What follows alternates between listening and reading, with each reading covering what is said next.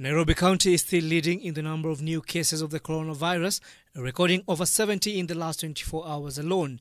A majority of these cases are said to have been recorded from the largest informal settlements of Kibra.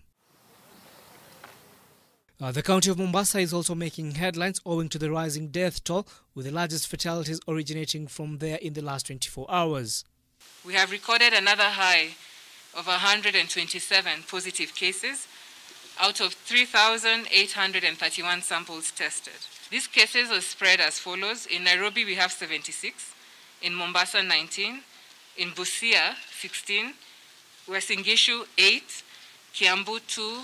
Kajiado, 5. Isiolo, 1. However, we are saddened again to report that today we have lost 4 more patients to this disease, and all of them are from Mombasa.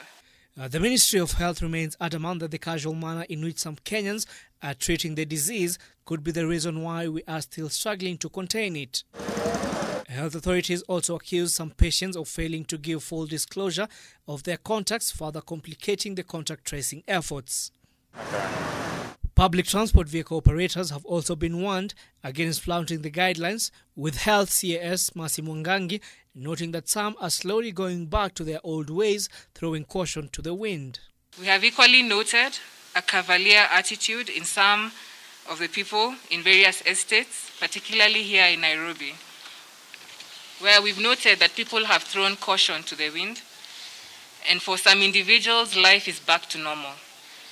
Containment measures are being discarded in matatus, boda-bodas, in some supermarkets and in some banking areas. And we would like to remind our people that the situation has not stabilized. Then there's this critical group of the people who gave us wrong contacts, whom we are chasing. And you remember Waziri yesterday told you clearly that eventually the long arm of the government will catch up with you. That is 140 persons. As the coronavirus pandemic continues to make a mockery of the country's health system, Kenyans are being urged to be extremely cautious. Meanwhile, questions have been raised on the ministry's tabulation of expenditure in fighting the pandemic, with no satisfactory answer coming forth.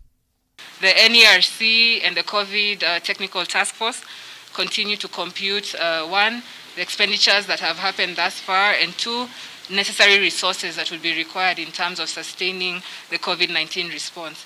With the Ministry of Health expected to get the lion's share of the 2020-2021 budget, accountability questions are yet to be answered, with the ministry opting to be very cagey about their responses on how the money already allocated has been spent.